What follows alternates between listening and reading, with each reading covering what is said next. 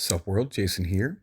As you can see from some of my favorite childhood pictures, I've always been on the chubbier side, though it didn't really cross my mind much until middle school. I remember in 8th grade, I was getting close to 250 pounds, and it took me over 15 minutes to complete the mile in gym class. This is when it first became something I wanted to change, though throughout high school, my weight would continue to increase.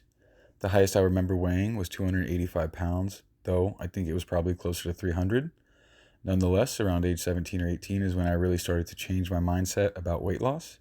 And before I even started to lose weight, I decided I was going to lose 100 pounds. I didn't know how or when, I just knew it would happen. Early on, I started brainstorming ideas of what my future could look like after I lost the weight, and I knew I wanted to start a YouTube channel.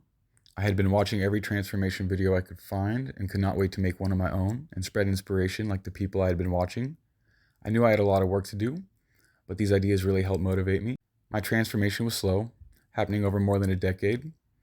I didn't really focus much on diet for most of that time, but for the first 7 years or so, I rarely missed a workout. These workouts were far from optimal, but I fell in love with weightlifting early on. I really started to focus on diet more at age 26 when I started working at Whole Foods Market. I remember I weighed 228 pounds. Around this time, I really started to feel like I knew what I was doing in regards to diet and weight training, but it would be another couple years of slow incremental changes before I'd really commit to changing my eating habits. Then, shortly after turning 28, I broke the 200-pound mark for the first time in my life, and it was game on.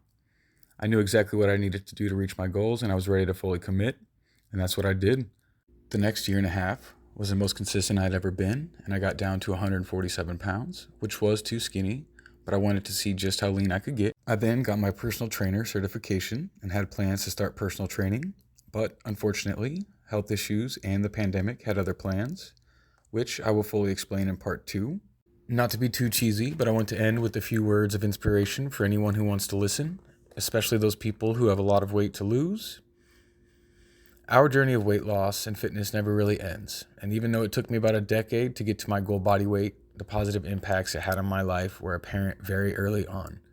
There's something magical about the process of putting in consistent effort and seeing and feeling the positive changes. It's addictive. The feeling of accomplishment you get from seeing your weight go down, fitting into your clothes better, and seeing progress in the gym is so powerful. It was my biggest motivator. Now, this doesn't mean there won't be ups and downs. Trust me, I've had my fair share of those, and you will too. Everyone who succeeds at losing life-changing weight will fail many, many times along the way, and that's okay. It's the way it has to be. If it was easy, it wouldn't feel so good. So, take this as your sign to start working towards improving your fitness, and I promise you it will be worth it. If you have any questions or concerns, please reach out. Thank you so much for watching, and until next time, I'm out. Peace.